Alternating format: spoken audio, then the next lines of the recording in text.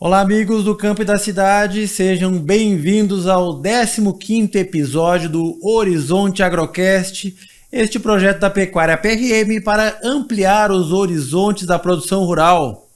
Eu sou o Paulo Dutra, jornalista, falo aqui dos estúdios da TV Santa Maria. O Pedro hoje está no Alegrete, melhor ainda, né, Pedro? Seja bem-vindo. Exatamente.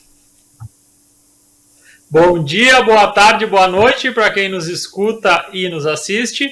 É uma grande honra poder fazer mais um programa do Horizonte Agrocast, estar aqui no Baitachão, podendo dar uma conversada. E vamos lá, Paulo, agradecendo mais uma vez a audiência de todo mundo que nos manda mensagem, troca ideias, sugere pautas. Está sendo um grande prazer a gente poder começar com esse projeto que está completando 60 dias. É uma honra muito grande, estamos muito felizes e tenho certeza que hoje será mais um episódio para brilhantar essa pequena caminhada que estamos fazendo, mas com grande impacto na vida de muitas pessoas. Um grande abraço, parceiro. Isso aí, Pedro, muitíssimo obrigado. Dividindo a tela conosco, diretamente de Taquarembó, no Uruguai, a Fernanda Gomes Mugen, que é engenheira agrônoma e tem muito assunto para conversar com a gente. Seja bem-vinda. Muito obrigada pela oportunidade. Pedro, que eu já conheço de longa data, é sempre uma honra trocar uma ideia contigo. E Paulo, obrigada então pela apresentação, que seja um episódio maravilhoso. Desejo muito sucesso para o Horizonte Agrocast. Obrigado, com certeza será. Isso aí, vai ser um ótimo programa. Temos muitas expectativas. Bom, então vamos falar um pouco dos nossos parceiros, né? Nossos apoiadores aqui deste projeto que é novo, mas já tem bastante coisa já acontecendo ainda lá.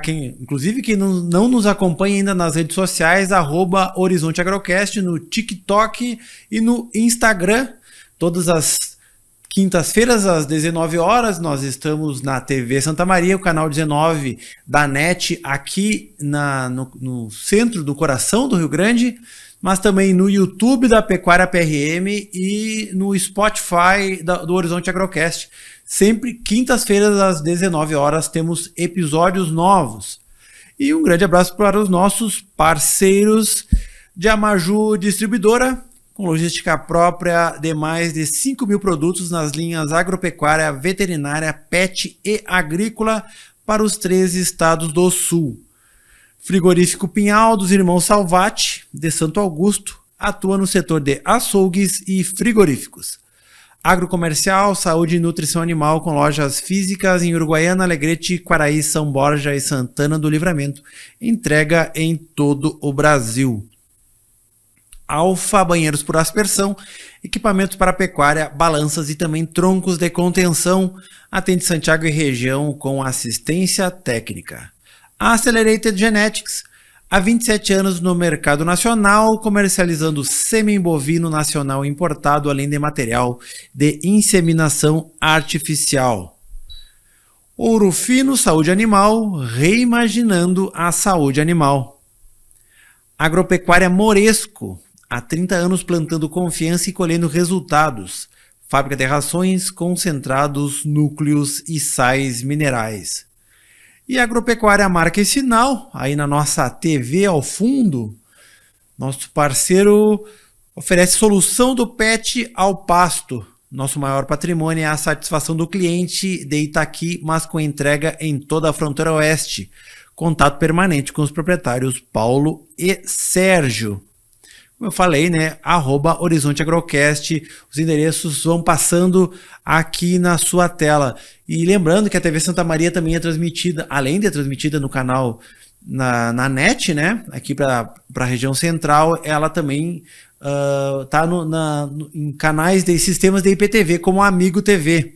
Então, nós temos vários caminhos, vários canais para que o pessoal que nos assiste nos acompanhe aí nos diferentes espaços. Bueno, Pedro, vamos introduzir o assunto de hoje, né? Formação, experiência e propósito. Sistemas integrados, ciência aplicada e vida no campo.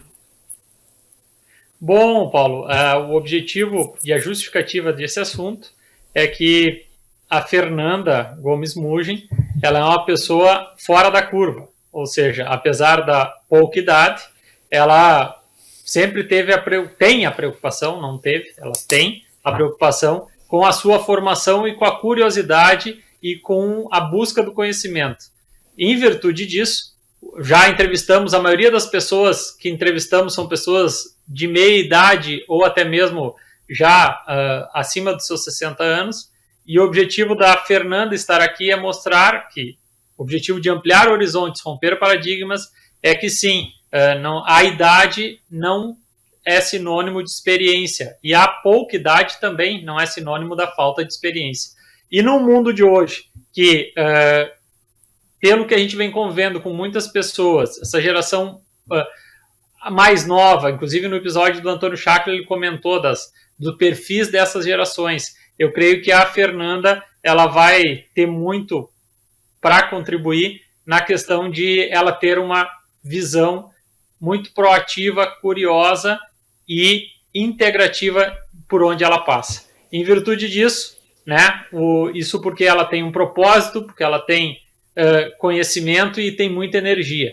Então isso é uma de várias qualidades que a Fernanda tem, e por isso que ela vai estar aqui hoje conversando com a gente, e vocês vão ver que ao longo do bate-papo vai ficar mais fácil, e não são apenas 3 ou 4 palavras que um título nos obriga a colocar, mas sim com o nosso bate-papo rolando, seguramente vocês vão ver a pessoa impressionante e cativante que a Fernanda é. Muito obrigado, Fernanda, é um grande prazer estar contigo aí. Passa a bola para o Paulo de novo. Bom, a Fernanda Gomes Mugem é engenheira agrônoma, mestre e doutora em zootecnia pela Universidade Federal do Rio Grande do Sul. Foi integrante do Nespro durante a graduação, onde teve a chance de acompanhar um pouco do trabalho do Pedro. Olha, não vou dizer que foi ela que nos mandou isso aqui, hein? Esse destaque aí no trabalho do Pedro com interrogação no final é dela, tá? Realizou intercâmbio em 10 fazendas na Nova Zelândia, intercâmbio acadêmico no Paraguai e atuou como pesquisadora visitante junto ao Instituto Nacional de Pesquisa Agropecuária, o INRA, na França, e como pesquisadora na Universidade de Idaho, nos Estados Unidos. Trabalhou em diversos projetos nacionais e internacionais, sempre junto a produtores e consultores, colaborando em 11 artigos científicos em coautoria com 50 pesquisadores. Foi integrante do grupo de pesquisa em ecologia do pastejo e diretora da Aliança CIPA, uma aliança que promove os sistemas integrados de produção agropecuária. Neste meio tempo, sempre esteve conectada ao campo, tanto sendo sócia de uma empresa de consultoria, quanto em função da sua família ter vínculos fortes com o agro, sendo sua mãe agrônoma em uma cooperativa grande do estado e seu pai professor de pastagens da UFSM. Atualmente é coordenadora da área de pastagens e forragens no Instituto Nacional de Investigação Agropecuária no Uruguai, liderando uma equipe de pesquisadores que atua em manejo, melhoramento, proteção e campo nativo. Beleza.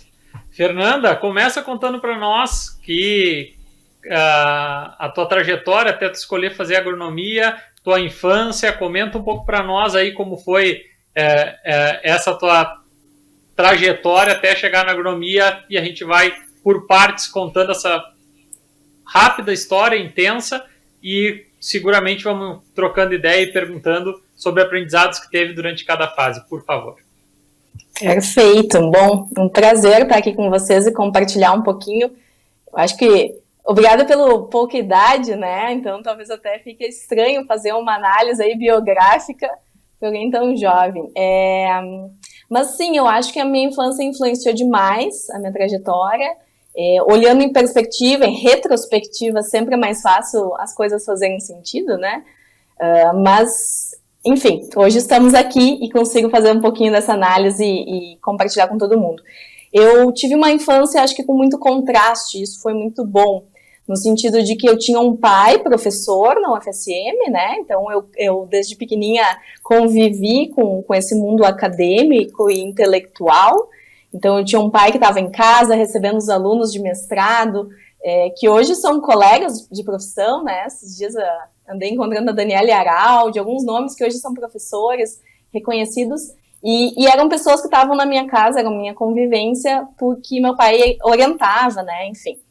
E, ao mesmo tempo que meu pai tinha esse lado muito intelectual, ele tinha todo o contexto, né, de ser produtor rural, o que era muito interessante, porque eu vivia, então, com aquele contato com o campo, né, e com os desafios de estar aí a céu aberto num negócio.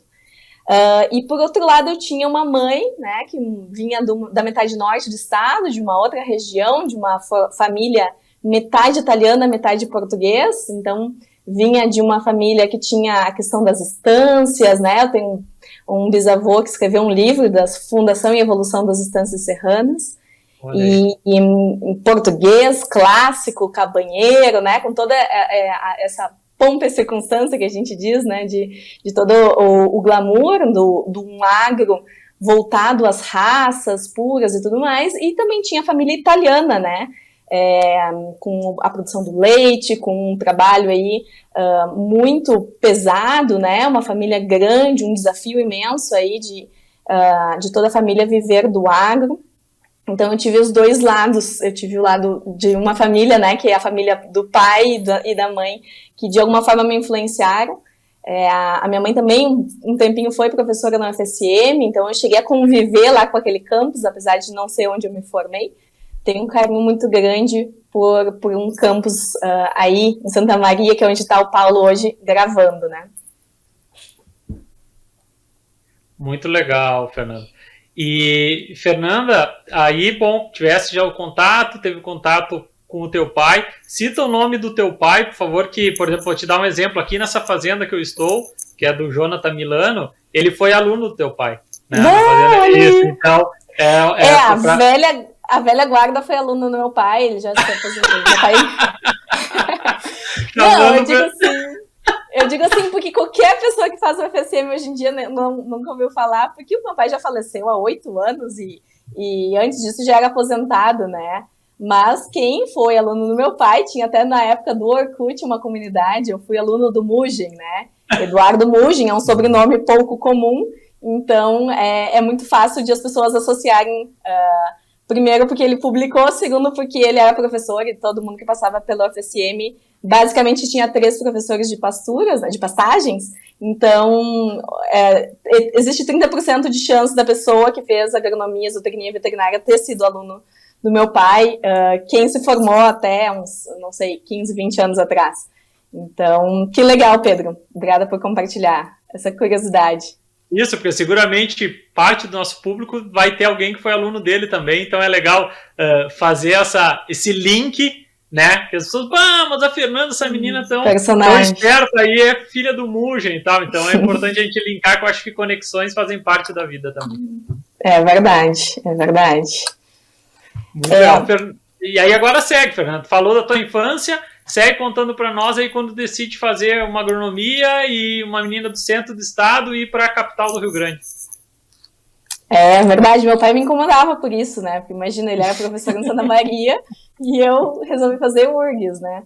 Mas ele fez URGS, então ele mesmo dava o braço a torcer de que, na verdade, isso não importa muito. Cada faculdade, cada pessoa depende muito do aluno, né, e da sorte também de alguns professores de seguir aí algumas linhas de pesquisa.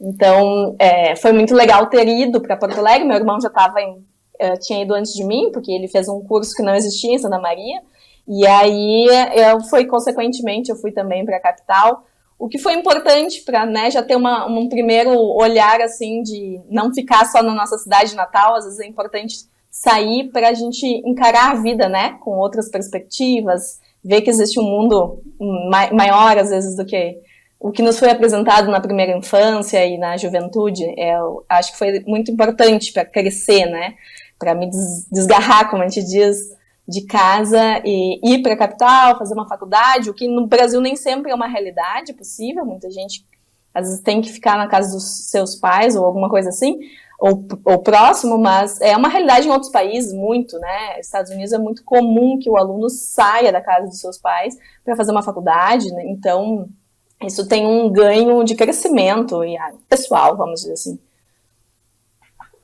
Muito legal. Falaste da questão de conhecer o outro mundo e tal, e começamos falando da tua entrada na agronomia na URGS, na graduação, e desde que começaste na graduação e a gente começou a ter contato, o que te gerou? Foi teu pai, tua mãe, uma coisa tua, da questão de fazer uma graduação diferente? O que eu quero dizer em fazer uma graduação diferente? É fazer a graduação fora as disciplinas nas quais devem ser feitas, mas também com um ímpeto de eu quero conhecer outras realidades, né? Não é comum alguém fazer uma graduação e viajar, querer fazer intercâmbio na Nova Zelândia, fizeste um semestre no Paraguai, em Assunção. Exato. Então, da onde veio isso? Como é que surgiu esse interesse em já... Porque na graduação a gente sabe, às vezes demora para dar o estalo do que, às vezes, só fazer as provas e tal, muita gente interpreta isso como estou cumprindo meu papel, né? Passei nas provas, faço um estágio, está tudo tranquilo. O que sempre me chamou a atenção em ti é isso, é a questão da visão de, eu quero aprender mais, topava sair, fazer estágio em outros lugares. Então, como construíste isso dentro do teu modelo mental, né? Para desde nova já ter uma curiosidade tão grande por descobrir novos mundos. Perfeito. Olha, eu fico pensando qual resposta, né, vai talvez inspirar e ajudar mais, porque eu não vou dizer, eu poderia dizer que eu fui para o Paraguai, né, falava espanhol e queria saber mais, e hoje isso me ajuda muito, né, ter aprendido espanhol mais jovem e hoje estar aqui num país de língua espanhola. Mas, na verdade, isso tudo não foi consequência, né? Não foi causa. Eu nunca... não foi... Nem tudo foi 100% planejado, vamos dizer, na minha vida. Muitas coisas foram acontecendo. Eu sempre tentei estar preparada para os cavalos encilhados, isso sim. Então, sim, desde pequena eu estudava espanhol, inglês, meus pais... eu tive a sorte de ter pais que valorizavam, né, isso. E eu tive o interesse e um pouco de curiosidade, como tu comentou aí, um pouco nato, um pouco por ser exposta, né? Então, eu acho que tem um blend. E aí, claro, o Paraguai, eu nunca me esqueço que eu não tive muito apoio, assim. Eu lembro que eu fui na Relinta, que é as Relações Internacionais da URGS, e perguntar o que tinha de oportunidades de intercâmbio. Não existia ainda Ciências Sem Fronteiras, não existia muita coisa. Existia um convênio com o Paraguai, Argentina, Uruguai e tal, e eu pensei, nossa, vamos para a Argentina. E na época eles me disseram, não, tem só Assunção para agronomia. E eu lembro de comentar com um monte de gente, assim, que eu tinha vontade de fazer um intercâmbio, tinha uma opção formal, né, porque às vezes, como é importante, eu fiz os intercâmbios de fazenda e tudo lá na Nova Zelândia, mas como é importante também um pouco estar em algumas instituições, né, esses vínculos também fortalecem uma série de outras etapas depois da vida, né, para quem quer de alguma forma seguir alguma carreira. Ir para a Universidade Nacional Assunção foi maravilhoso, porque sim, eu era super jovem, estava no início da faculdade, e eu lembro que eu tive o apoio do professor Júlio Barcelos na época, um apoio, e na época ele me disse, a primeira coisa que ele me disse, eu tenho um aluno lá, o Diego Almeida Campos, que está lá, ele é professor de pasturas, e inclusive eu estudei pastagens lá. E hoje, até, faz uma semana, o Diego me convidou até para participar de um projeto com ele. Então, imagina, 15 anos depois, a gente está, né, interagindo. Então, pensando a longo prazo, nem tudo, né, é recompensado a curto prazo. Tem coisas que, imagina, a gente planta uma semente e nunca sabe quando vai colher. E de alguma forma, eu acho que isso é uma colheita, né? Hoje, ter a oportunidade de interagir com gente no Paraguai, conhecer gente do Paraguai, receber gente do Paraguai. Eu lembro que eu fui para lá e veio um colega meu fazer estágio com meu pai, lá do Paraguai. Enfim, eu acho que essa troca é muito importante, não só a gente ir, como a gente receber gente de fora. Receber gente é tipo viajar sem sair de casa, né? Eu recebi muita gente, então, às vezes, quem não tem a chance, a oportunidade, por algum motivo, né, de sair do país, receber gente de fora é sempre um aprendizado, eu diria. troca, né, Fernanda? Tu acaba tendo uma troca de as perguntas que a pessoa faz, é que nem ensinar ou levar alguém em uma fazenda que já trabalhas, né? Tu aumenta as perguntas que as pessoas fazem, vão fazendo perguntas e muitas perguntas que às vezes nós não nos fizemos, né? E em virtude disso, que aí vai reforçando convicções e até mesmo formulando a forma de dizer aquilo, né?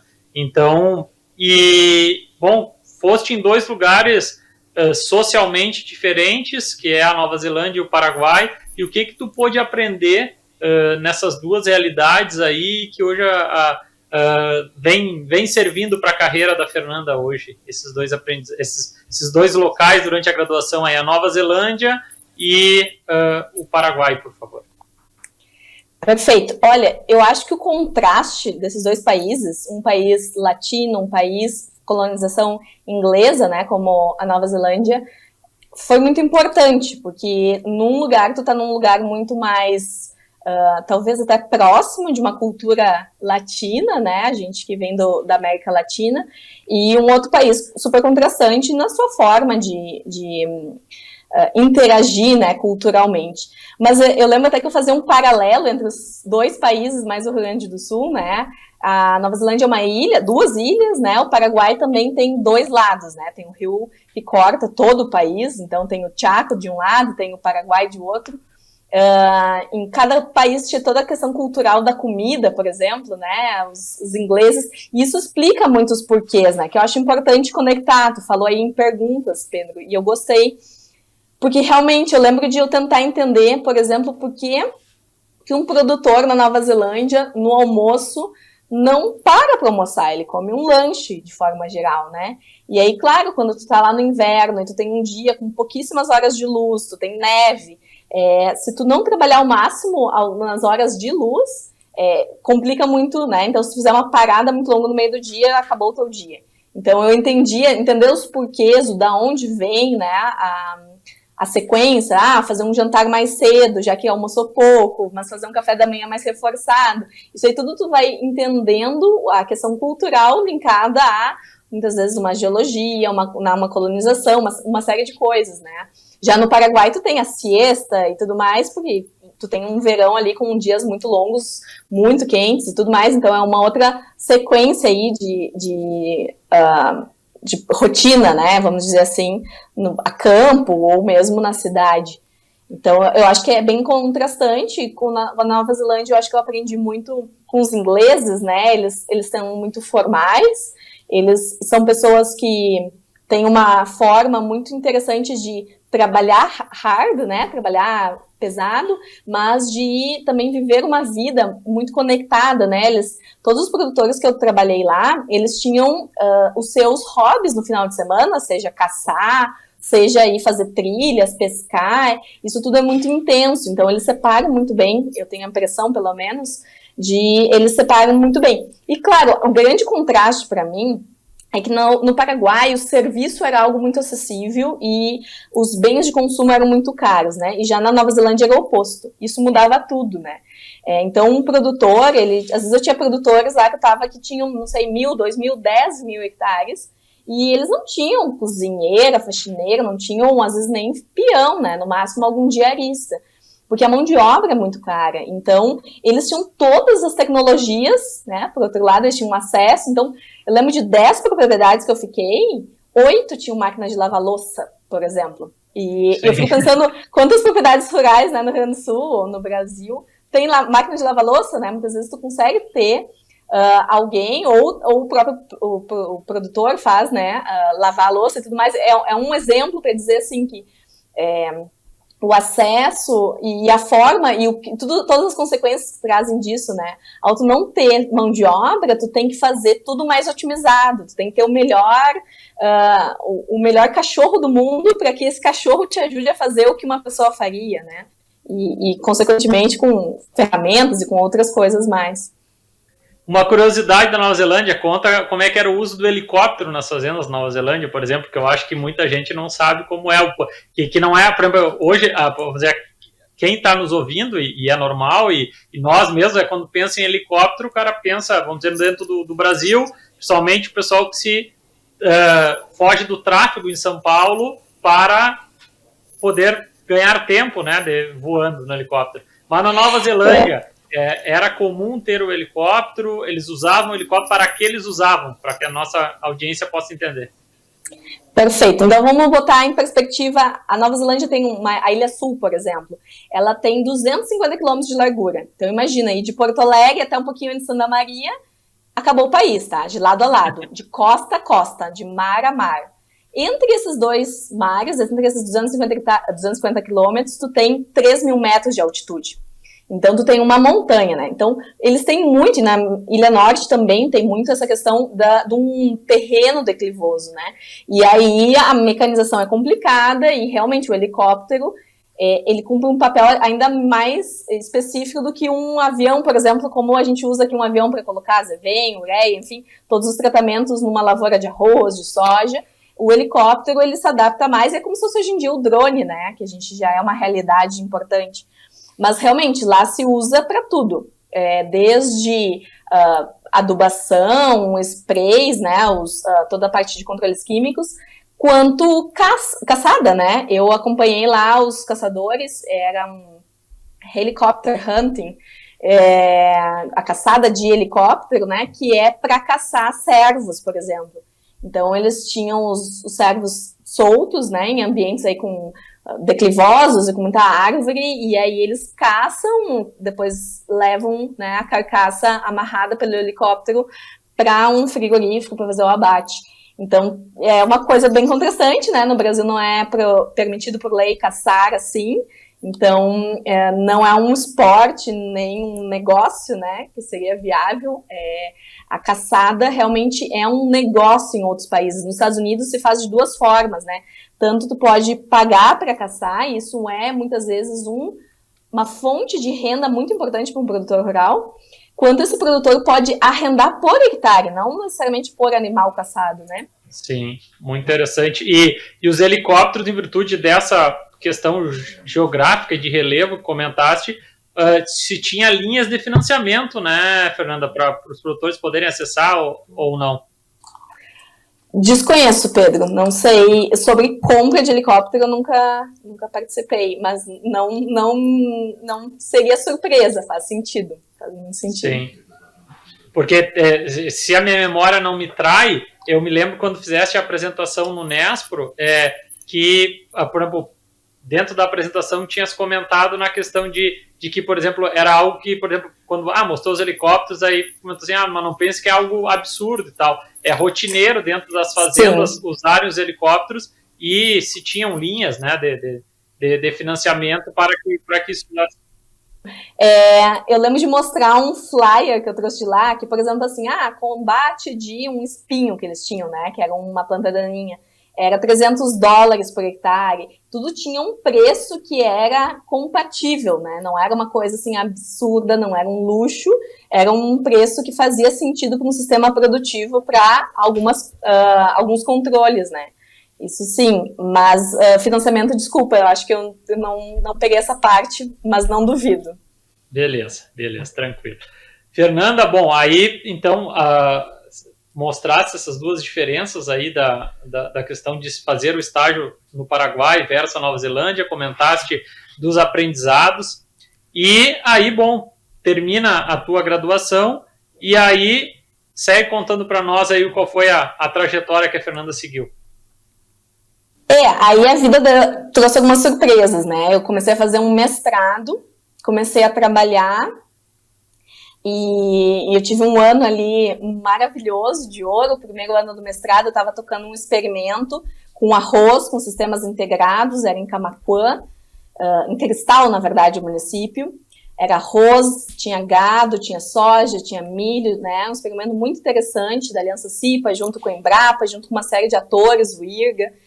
E tocava esse experimento, estava escrevendo sobre outro protocolo experimental, né, que eu publiquei com a questão de manejo de pastejo, né, e do pastoreio, e nesse meio tempo eu perdi meu pai, e aí também tive que assumir a propriedade. Foi um ano bem difícil, eu terminei a dissertação, digamos, abaixo do meu tempo, né. Aonde que é a propriedade, junto. Fernanda?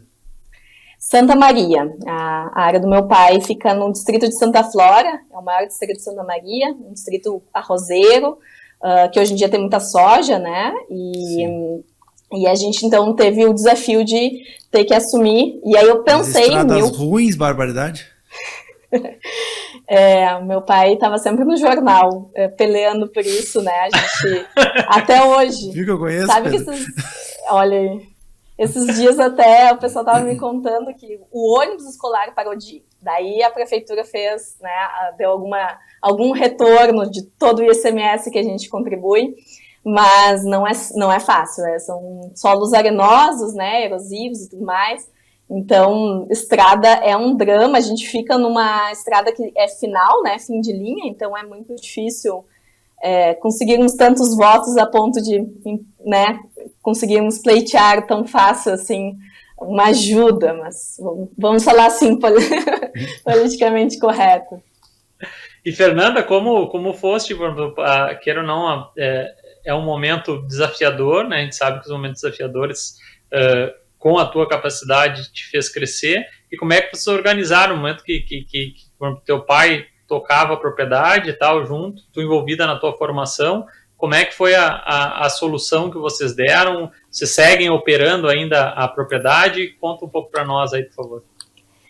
Por um tempo a gente manteve, né, o que estava em sequência. Meu pai tinha gado de cria, tinha uns parceiros agrícolas, a gente nunca plantou, mas a gente sempre teve gado, né, então isso a gente seguiu, e aí claro que é um desafio, porque imagina, eu trabalhava em Porto Alegre, eu tinha experimento em Cristal, a propriedade era no interior de Santa Maria, então eu estava sempre devendo em todos os lados, né. E foram anos intensos, interessantes, eu cresci muito, aprendi muito, errei muito.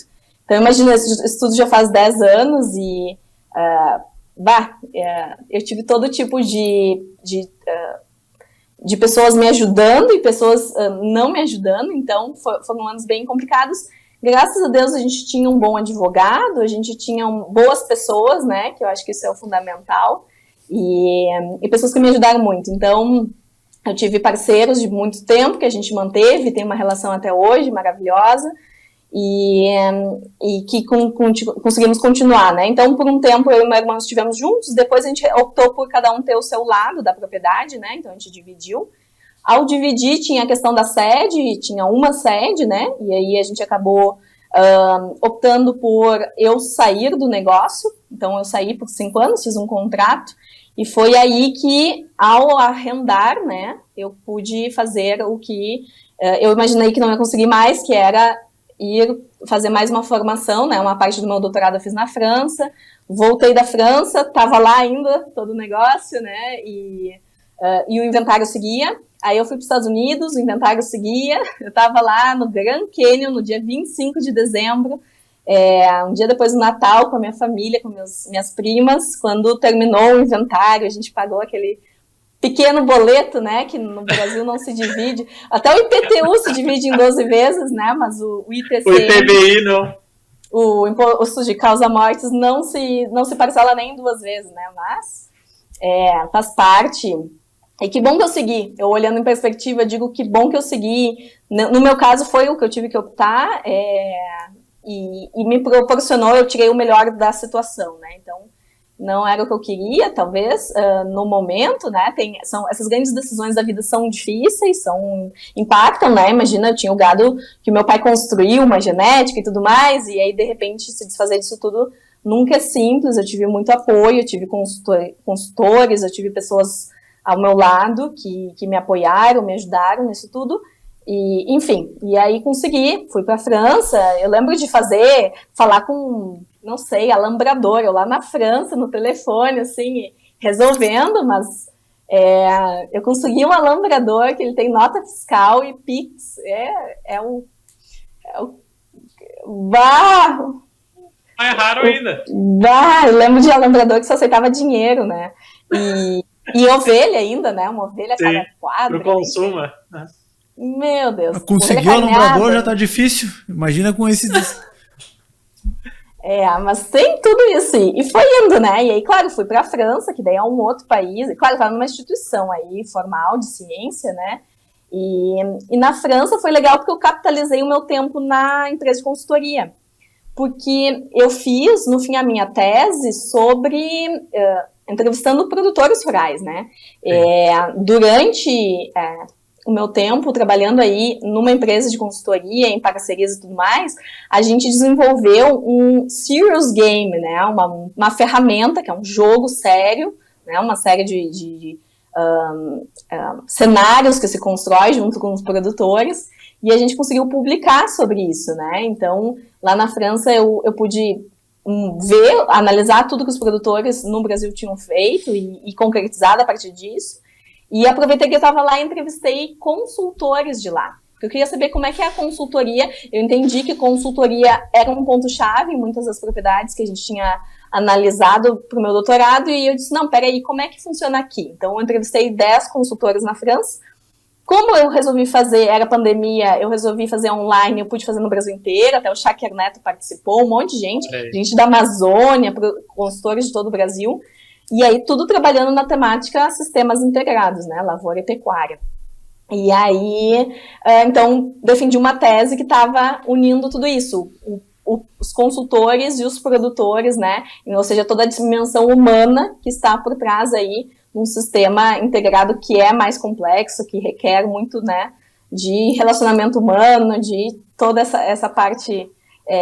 mais achar, né, que se diz aqui em espanhol, mais além, digamos, da agronomia per se, né? Sim, e assim, comparando, porque a realidade é diferente, né? Não estou dizendo que é melhor ou pior, mas é diferente, por exemplo, os consultores de fazendas na França, né? Comparando com consultores de fazenda no Brasil.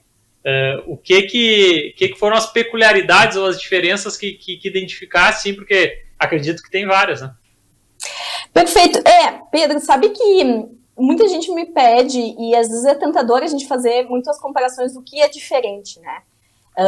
Mas eu, às vezes, me preocupo em entender também o que é igual. Por quê? Porque para te dizer que algo é diferente, imagina quando assim, eu tô na Nova Zelândia e me perguntam, no Brasil vocês tomam mate?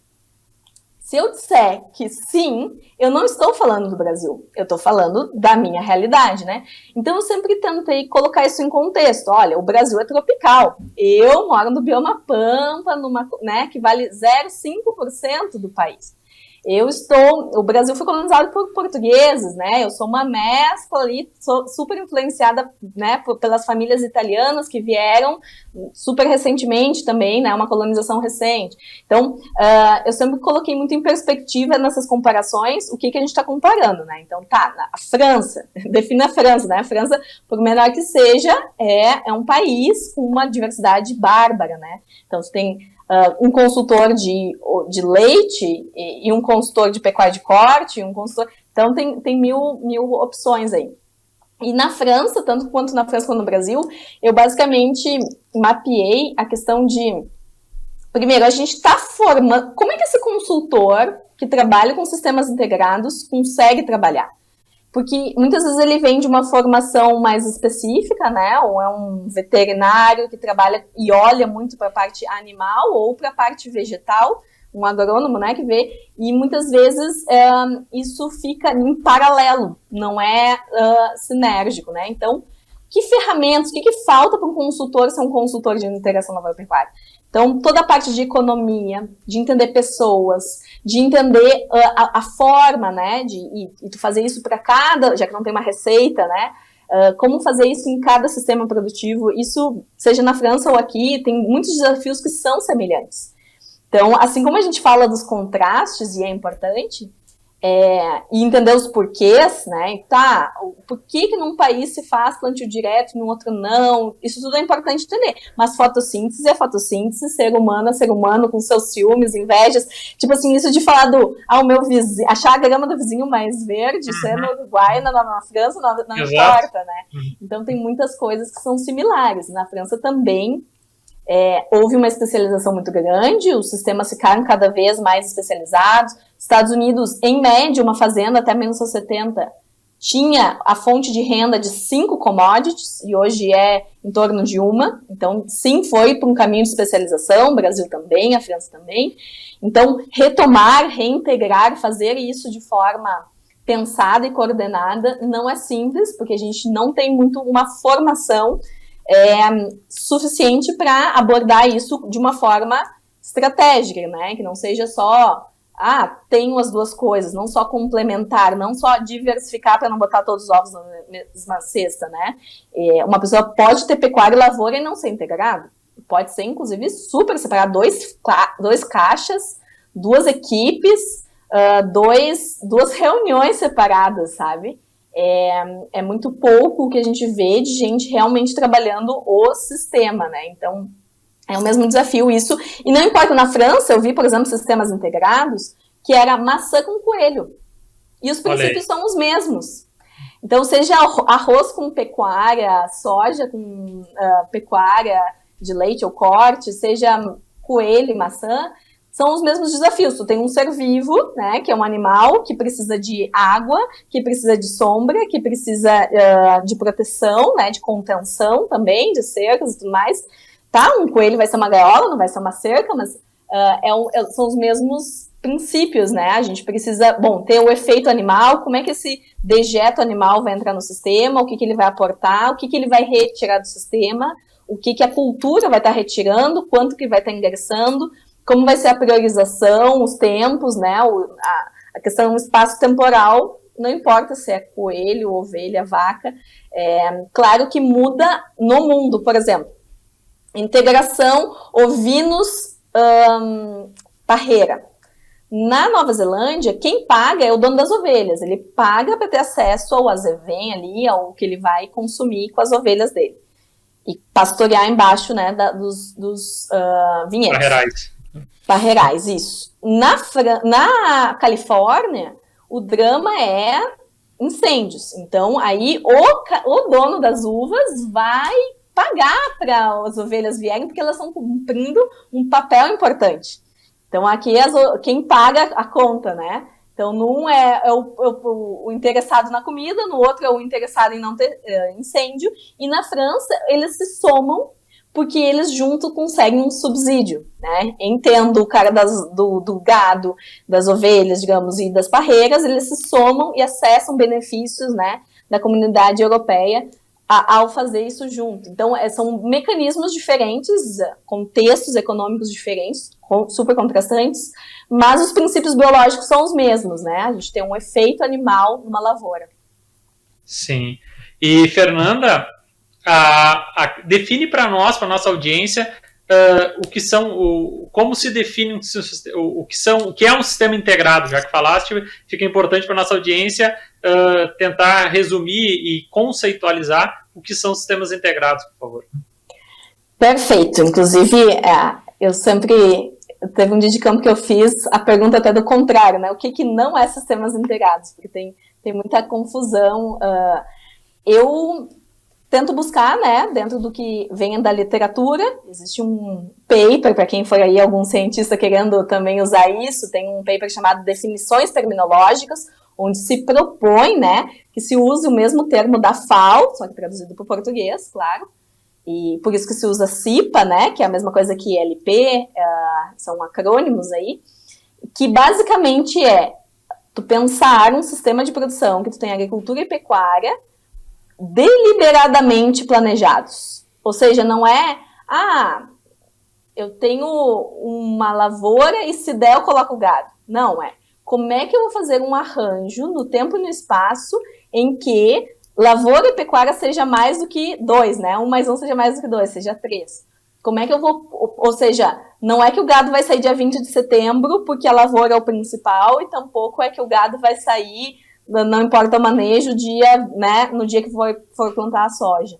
É pensar isso, né, de forma global e ao longo do tempo, né? Então, pensar também, depois dessa pecuária vai vir uma lavoura anual, e o que vai vir em sequência, e a longo prazo, como que isso, em quanto tempo vai vir ou não uma perene no sistema, em quanto tempo, esse planejamento e essa intenção deliberada, ou seja, tu tem que ser intencional nessa decisão, caracteriza um sistema integrado, né? Então, se não tem planejamento, ou seja, parte do planejamento, se não tem planejamento, A gente não pode considerar que uma coisa oportunista, né, digamos, ou simplesmente a diversificação, ou seja, sim, a diversificação é um pilar da integração. Tu tem que ter mais de uma coisa. Mas só a simples diversificação não caracteriza a integração.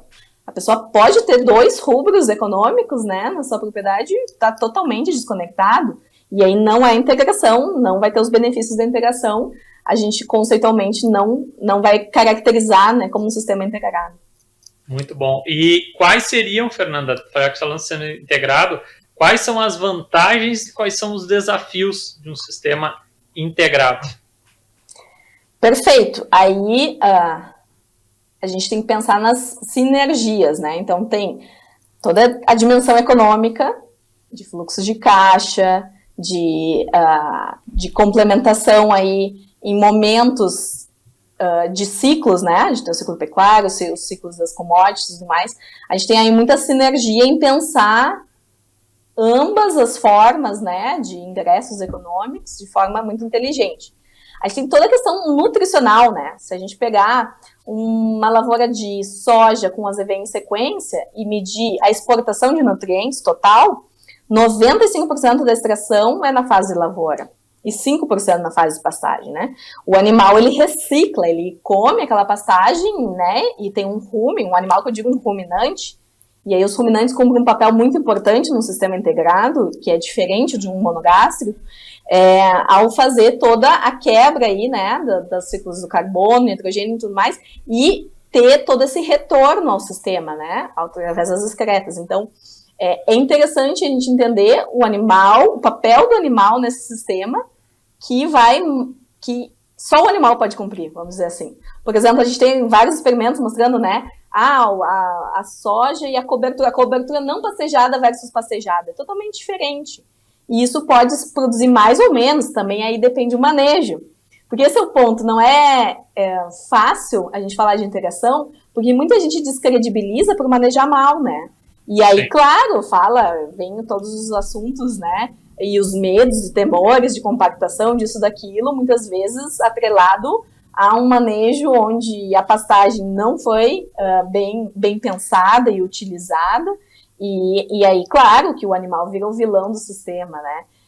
Mas a gente tem casos, e muitos casos, onde a gente pode mostrar todos os benefícios, né? De calagem, de biologia do solo, química, física, tudo que o animal pode proporcionar para o sistema, que sem o animal não é possível, né? Então, os dejetos junto com os dejetos vem todos os insetos que estão atrelados, vem toda a microbiologia, vem um impacto a longo prazo, né?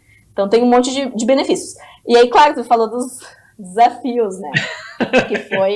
Que se fosse tão simples, tão bom, tão fácil, né? Todo mundo estaria fazendo, como você disse. E até teve um paper que eu escrevi lá agora nos Estados Unidos com o pessoal, que era justamente esse ponto, assim, tem um monte de benefícios, tem um monte de desafios, mas tem gente fazendo. O que essas pessoas estão fazendo? Então, eu peguei produtores dos Estados Unidos, produtores da França, produtores do Brasil, que fazem integração bem feita, e perguntei, qual foi a trajetória de vocês até chegar à integração? O que são os dilemas de vocês? O que são os desafios, os benefícios? Como é que vocês percebem? Como é que vocês encaixam isso tudo? E é muito interessante, porque tem coisas que não importa o lugar do mundo, né? Os princípios são os mesmos, os desafios são os mesmos, porque às vezes, imagina, tu tem os olhares, né? O olhar do gado versus o olhar da lavoura.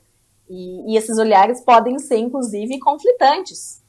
Se tu tiver um funcionário que ele é remunerado com um bônus atrelado a só um dos lados, ele vai ter um viés.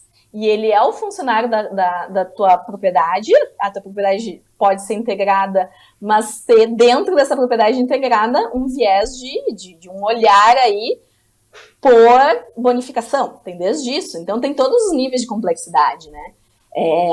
A lavoura não precisaria, teoricamente, dar cercas, mas sem as cercas a gente não tem o gado, e sem o gado a gente não tem os benefícios do gado para a lavoura.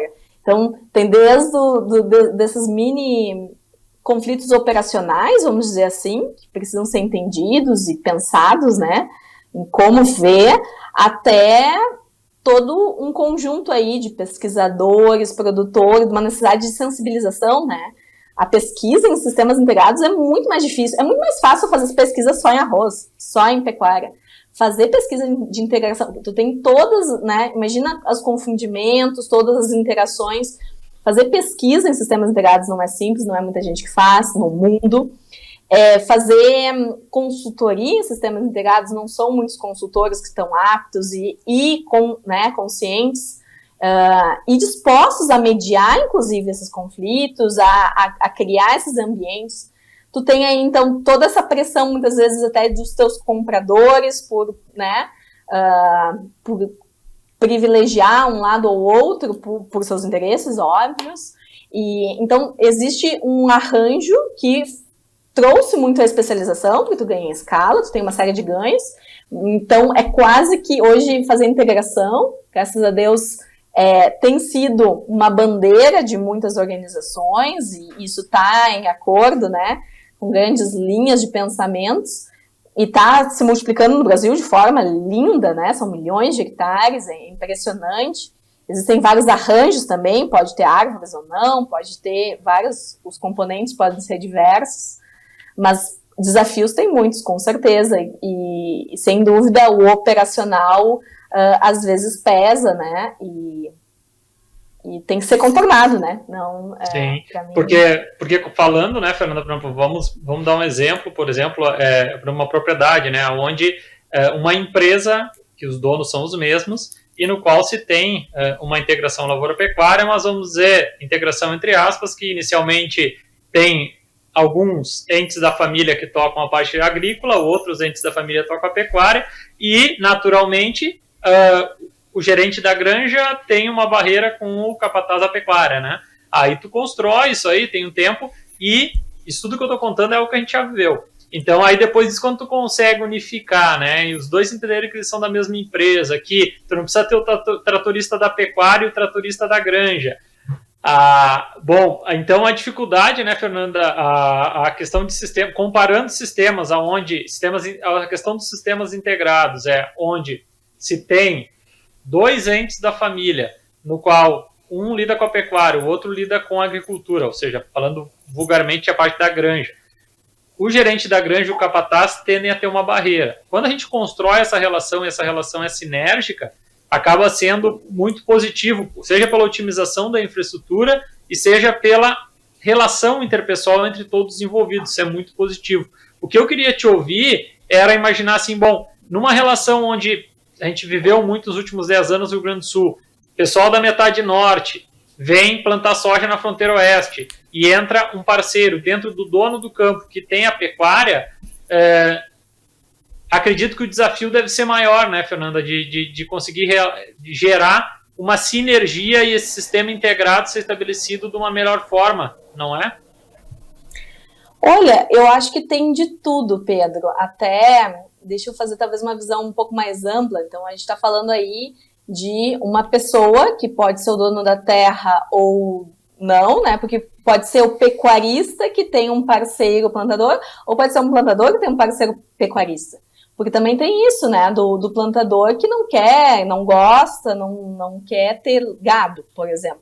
Mas ele vê os benefícios, ele quer uma renda extra, ou ele quer, enfim, construir algum arranjo, ele tem um parceiro de fora que está disposto, né, a manejar, a fazer tudo o que ele talvez não tenha expertise ou não tenha o gosto mesmo, como a gente diz, e está tudo bem, né, porque a gente tem as preferências, e aí é o melhor dos cenários quando você tem duas pessoas que gostam de fazer, né, uma atividade, fazem bem feitas. O grande desafio é isso que tu está falando, essa mediação. Aí eu entendo que vem um papel muito importante de um consultor, né, ou um advogado na hora de um contrato e tudo mais, pensar o como fazer isso ser frutífero e ser virtuoso, né, tu entrar num círculo virtuoso, de um ajudar o outro, e isso tudo gerar muitos ganhos e não uma situação de conflito, né, de beneficiar apenas um dos lados, porque muitas vezes também tem essa comparação, né, o que dá mais, pecuária ou lavoura e tal, e muitas vezes, primeiro, essas comparações muitas vezes são injustas, né, a gente está falando de um alto nível de investimento na lavoura versus um nível muito baixo na pastagem. Aí tem a questão dos ciclos econômicos, como tu estava mencionando aí, né, toda essa Quando a soja estava 200, as conversas eram diferentes, o dia soja era 120. Se plantava até em pedra, né? Tem uma série de questões. Ao mesmo tempo, a lavoura, sim, ela, um valor absoluto por hectare, inclusive em arrendamento, né, que significa, inclusive, a pessoa não estar manejando aquela área, representa um valor muito importante, né?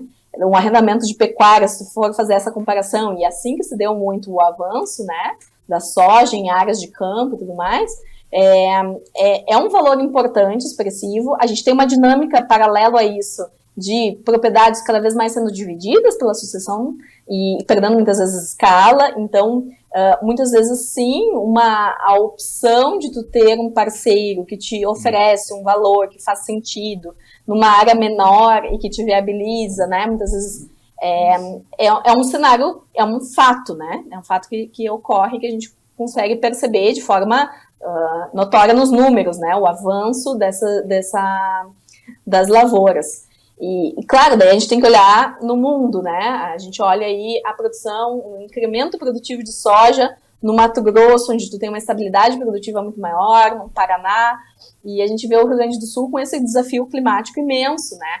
Sim. E nesse cenário, o animal, a produção pecuária, por maior que seja o desafio, com carrapato, com preço, com isso, um monte de coisa que a gente pode falar aqui, ela cumpre, ela tem uma estabilidade produtiva que nem se compara, né, com o risco da soja, porque sim, tu pode, por maior que seja seca, o gado ainda, né, ele tem uma flexibilidade importante aí, ainda mais quando feito com baixo custo, né, leia-se alimentação a pasto, né, então a gente tem que entender qual que é o papel que ele cumpre também no longo prazo, né, a cada 10 anos, quantos anos a gente tem de desafio climático aí, onde a soja é um desafio, né? É importante esse plantador que tu tá falando aí, que ele consiga estar, né, e se manter num cenário, assim, desafiador.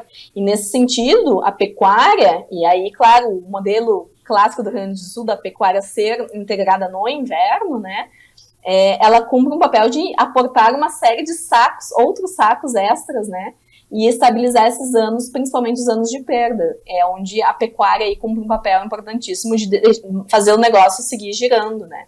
Então, entender, fazer essa pecuária bem feita, uma pecuária que beneficia a soja, que deixa um solo melhor para a soja, e uma pecuária que ainda te aporta sacos extras, né? Porque a gente tem uma série de tecnologias que te aportam 2, 3, 4 sacos. Quem que te aporta 10, 20 sacos, 30 sacos extras por hectare, né? Se não for um outro rubro econômico, né, uma outra, pensar, né, uma outra forma de explorar, e daí, claro, para te ter uma boa, esses 20, 30 sacos de margem, né, ou pelo menos de receita bruta no inverno, isso aí tem que vir de uma construção de um ciclo longo de utilização de pastagens, ganhos individuais bons, né, uma carga ajustada aí, conforme, né, uma altura que proporcione esses ganhos.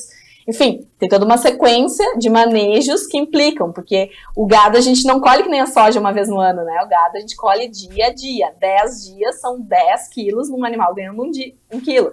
30 dias, se tiver 3 animais, né? São 30 quilos vezes 90 quilos de peso vivo naquele mês, né? Então, cada mês a mais de colheita é um mês a mais de produção. Então, tem tudo isso em jogo, além de preços e tudo mais.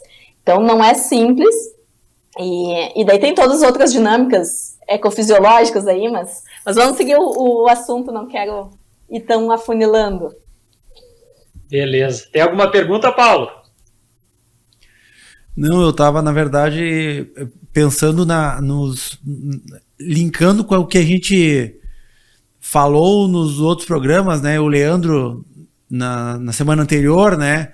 No programa no 12, eu acho, que na forma que ele explicava como é que ele foi estruturando a propriedade dele da família, né? Para conseguir trabalhar com a integração, e como as histórias são diferentes e as histórias às vezes convergem a depender de como o produtor, o proprietário, ele enxerga como uma oportunidade de integrar.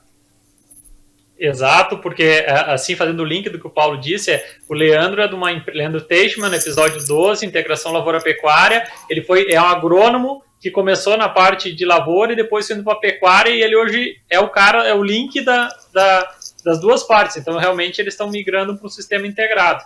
E depois disso, o Danilo Menezes Santana, da Embrapa, ele fala, e assim, me corrige se eu estou errado, Fernando, o que eu vejo assim, quando, por exemplo, eu estava no mestrado, né, e quando tu começaste a tua universidade, a tua graduação, não se falava tanto da importância da parte da biologia do solo, né?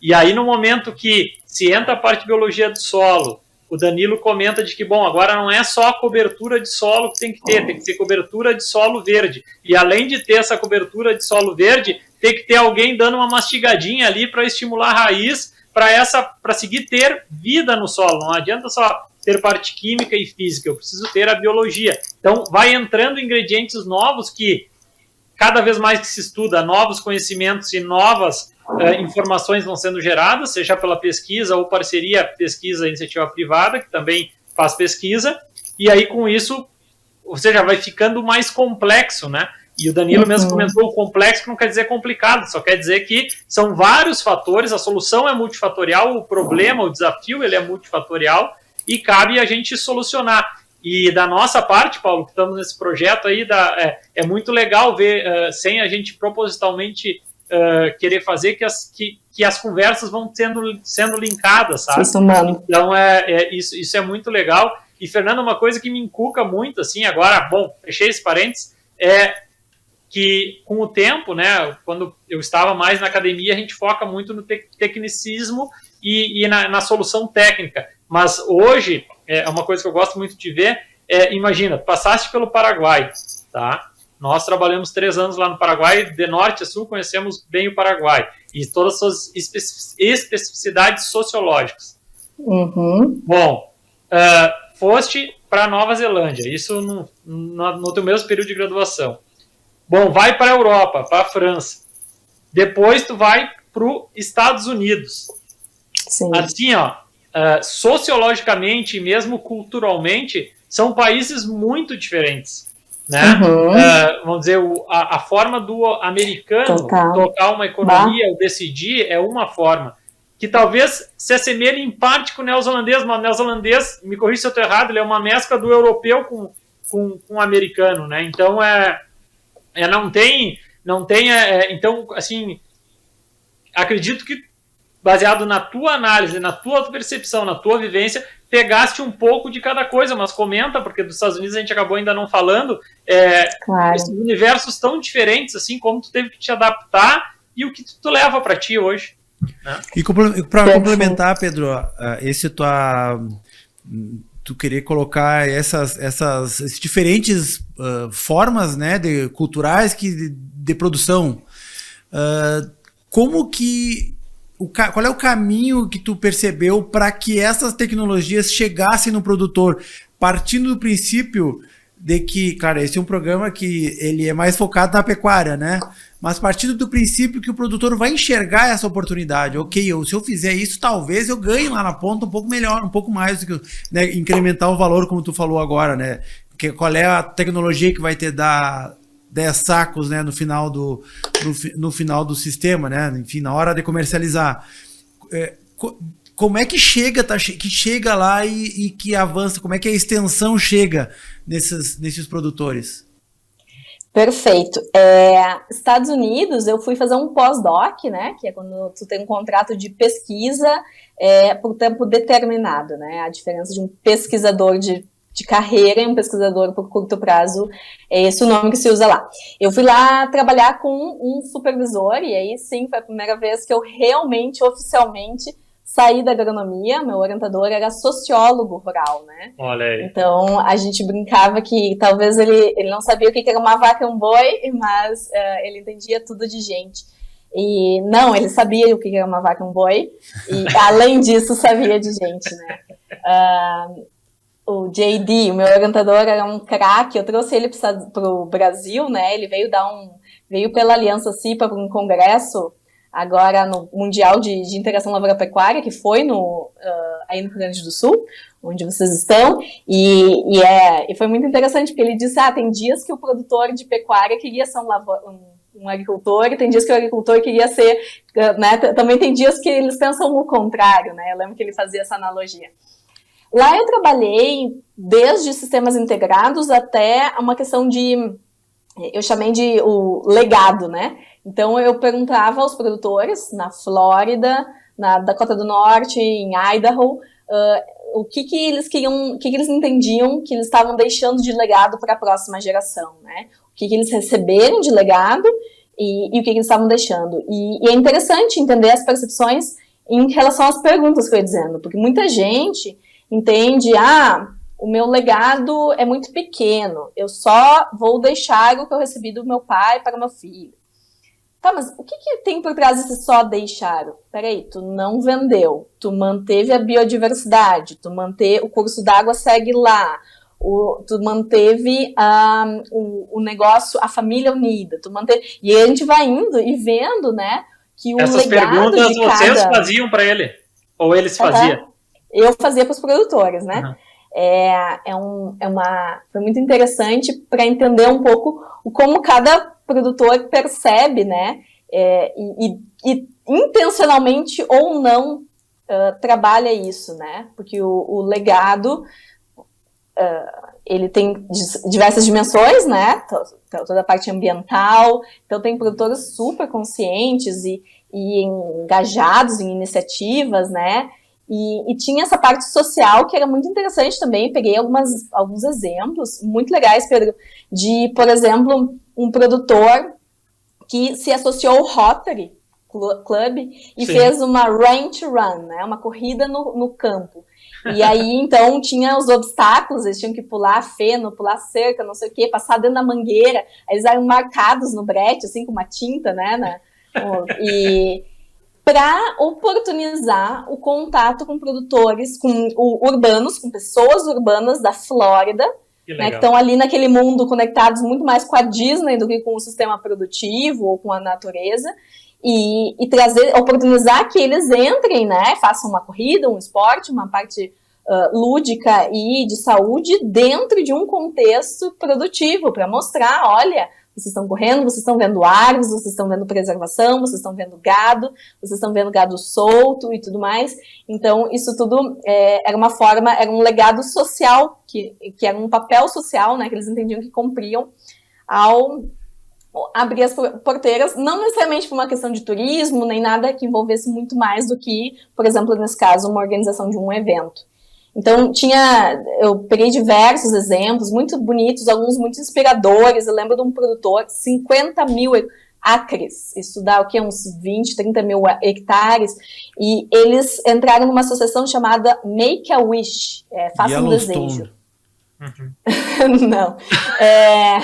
Vocês viram a série, né? Eu não. Pedro, tem que ver. Eu sou analfabeto de série, cara. Eu não vejo quase nada de série. Essa é sobre pecuária. É um tiroteio. Não, Make a Wish é uma iniciativa muito, muito interessante, porque Faça um Desejo, para crianças terminais. Crianças que têm, então, câncer, alguma coisa assim. E são, então, pessoas que se reúnem para realizar um desejo, um último sonho dessa criança. Então façam um pedido, eles fazem, e teve um produtor me contando, assim, bem emocionado, que 10 crianças elegiram, né, escolheram, entre as opções que elas tinham, passar um fim de semana na fazenda dele.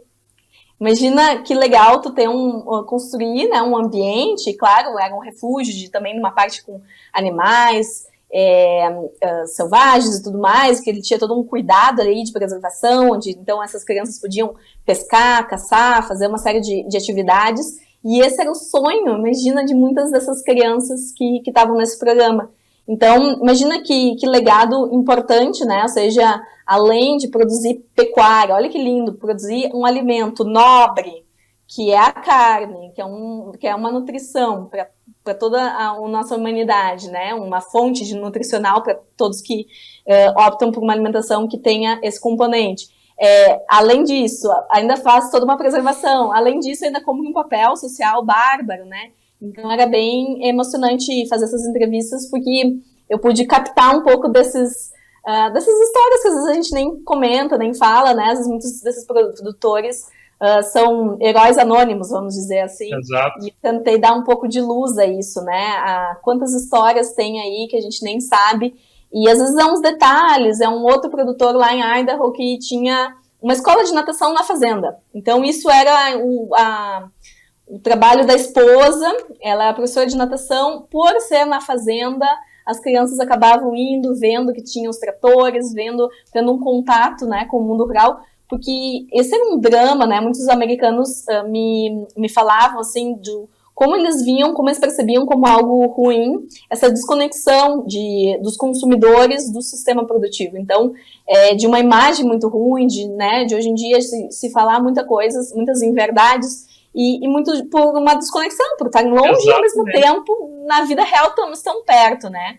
Então, como é importante criar espaços para que as pessoas experienciem, vejam o agro, né? Entendam o agro vivendo, né? Não necessariamente só aí defendendo com argumentos, mas também entendendo na prática, né? Vivendo. Então, foi muito, muito especial para mim, porque eu estive nos Estados Unidos e estive dentro de casas, né? De produtores, ouvindo sonhos, ouvindo desabafos, ouvindo um monte de histórias. Lembrando que sociologia rural não é psicologia, é outra abordagem, né? A gente pensa em questões sociais. Eu não sou psicóloga, sou agrônoma, eu tenho todos os meus cuidados, óbvio, nessas interações. A gente tinha um comitê de ética que aprovou essa pesquisa, tudo muito certinho. Mas foi muito interessante. Depois a gente construiu um workshop também para pensar em conjunto, metas de longo prazo, porque não é fácil pensar no longo prazo, né? E eu acho que mais ainda para um produtor rural, eu também fiz uma sumarização disso. Por que é tão difícil a gente pensar no longo prazo, né? A vida atropela muito, a vida rural atropela muito. Tu tem, seja o produtor de leite, seja o produtor de corte, de lavoura, a pessoa tem tu faz o planejamento da semana e vem uma chuva e já muda tudo, né? E tu faz outro planejamento, então tem poucas certezas, tu tem muitas incertezas, ainda mais sendo gado e tudo mais, né? Que é vivo, que é um animal que se mete às vezes em problemas. Então, tu tem todos esses desafios. E aí, como é difícil às vezes parar e pensar e colocar no papel essas grandes metas, né? A longo prazo, quais são os grandes, qual é a visão dessa propriedade e tudo mais. Então, a gente fez um workshop justamente para isso. O primeiro eu fiz no verão, não foi ninguém, deu super errado. Aí eu entendi que nos Estados Unidos também tem muito certo isso, né? É como se eu fizesse agora um evento no agro, né? Ninguém vem. Sim, a data certa. Todo mundo colhendo, né? Eu lembro que eu fiz em julho o primeiro evento, não foi ninguém. Aí depois eu fiz de novo no inverno deles, que é fevereiro, lá em Hemisfério Norte, né? E aí, tinha 2 metros de neve também, teve gente que não pôde ir porque tinha muita neve, tem tudo isso. Mas eu consegui fazer um workshop bem interessante e trazer consultores, produtores e pesquisadores para o diálogo. Então, a gente trouxe todos esses temas, sociologia, toda a parte social, a parte ambiental, a parte econômica, né, para discussão, para pensar naquele contexto deles lá, como faria sentido uma visão de longo prazo, o que seria importante ser considerado. Foi bem, bem legal. Esse foi o final, assim, dessa pesquisa lá nos Estados Unidos. Gostou, Fernanda? Foi legal? Foi um trabalho, acredito que pela tua trajetória, deve ter despertado alguns sentidos que, como profissionalmente, acredito que tu não tinha ainda conhecido que tu tinha, ou não? Perfeito. Ir para um outro país, existem várias formas de se experienciar uma cultura, né? Então, tu tem o ir visitar, né? Que é uma forma, a gente daí faz uma parte muito mais de turismo, quando tu vai nos Estados Unidos com visto de turista, tu experiencia, pode ir em Yellowstone, pode ir em todas essas coisas lindas que tem esses países a oferecer, mas isso é uma forma de contato, né? Com uma cultura. Outra forma é viver. E viver também tem formas de tu experienciar e estar em uma instituição, como eu pude estar na Universidade de Idaho, formalmente, né, me abria muitas portas, né, então ter um cartão de Idaho me ajudava a que os produtores me dessem, né, um voto de confiança muito importante porque não é simples, né, a gente acessar, né, muita gente me perguntava, Fernanda, como é que tu conseguiu chegar em tantos produtores, alguns produtores bem importantes do país, um dos maiores pecuaristas do país, entrevistei, alguns famosos estão no Netflix e tudo mais. Olha aí. Eu consegui chegar neles muito por esses contatos, né, que foram brindados através de ter aí toda uma ligação. Eu estava numa rede de pesquisa de longa duração, que tem algo parecido aqui no Uruguai, inclusive, e no Brasil também, que eles juntaram experimentos. Então, imagina, tem um experimento que tem 50 anos, tem um experimento que tem 20 anos, tem um experimento que tem 100. E aí, somando, essa rede onde eu estava tinha 1.300 anos de experimentação. Então, era uma rede com muitos dados, com muita força, onde tinham 600 pesquisadores, e a gente, então, interagia, era uma loucura, mas os americanos são extremamente organizados, extremamente ágeis, as reuniões muito pontuais, tudo muito, muito correto, muito legal, e isso te dá uma capacidade de acessar, né, uma série de públicos muito, muito única. Então, eu realmente me senti num ambiente que me propiciou muita coisa, e pude desempenhar, então, sim, foi talvez o meu auge como pesquisadora, porque agora eu estou em um ambiente de pesquisa, mas eu estou num cargo gerencial, então acaba mudando muito o meu papel, né? Lá eu estava como PI, que eles chamam, né? Que é Principal Investigator, é o investigador principal. Eu estava numa parte mais propositiva de agenda de fronteira de conhecimento, que a gente chama, né? Então foi muito interessante. Eu recomendo para todos que puderem, né, experienciar, se desafiar. Eu brinco que não foi uma casualidade engraçada, até como eu fui parar nos Estados Unidos, mas, na verdade, se olhar em perspectiva, foi uma soma, né, de falar inglês, me expor a falar inglês, por pior que fosse meu inglês, ter me desafiado a escrever uma tese, né, com um tema importante em inglês, com bons autores e coautores, que também me deram esse respaldo, né, na hora de pedir, de fazer uma solicitação aí. Então, eu fui numa condição muito favorável para um país que é bárbaro, né? Estados Unidos tem uma série de oportunidades, tem muito brasileiro por lá, então é lindo ver, é um orgulho, né? Porque os brasileiros estão fazendo um papel bárbaro, né? Tem um colega meu, Marcelo Valau, ele é professor e hoje super importante lá na Flórida, e é aqui de Livramento, né? 1 hora de onde eu tô. E tá lá nos enchendo de orgulho. Tem muitos brasileiros que são famosos pelo trabalho sério, pelo trabalho duro.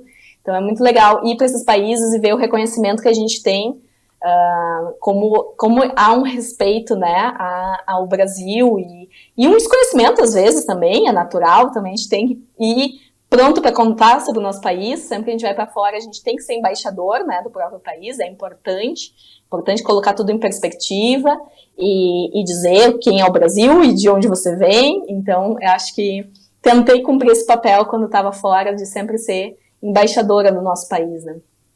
Pedro, Fernanda, sim, senhor. Eu quero pedir que tu anuncie o episódio 2 com a Fernanda, porque a gente tem 4 minutos. Tá, beleza, tá ótimo.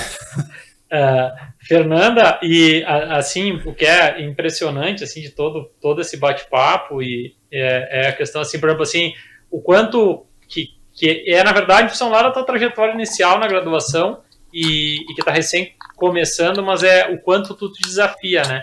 E o que eu quis comentar quando eu falei assim, que te tocaste alguns sentidos diferentes. E depois que eu falei isso, tu complementou que tu estava estudando uma linha que se chama Fronteiras do Conhecimento. Então, pensamentos de longo prazo são todas questões que eu julgo que também fazem a Fernanda, fazem uma pessoa na tua faixa etária refletir, né? Porque hoje a gente está eficiência, produtividade, agilidade, e quando tu te deflagra com produtores, e o que tu falaste, quando tu falasse, se tivesse, vamos dizer, se aqui tivesse como ter reações de emotion, assim, quando tu falaste assim que o produtor, tá, os produtores rurais têm a preocupação de que o pessoal da cidade, né, eles consigam conhecer a realidade para que critique, porque o ser humano critica o que ele não conhece, na verdade, né, o desconhecimento que era a crítica. E hoje muitas discussões e tempo que o pessoal perde na internet é muito por ser mundos diferentes.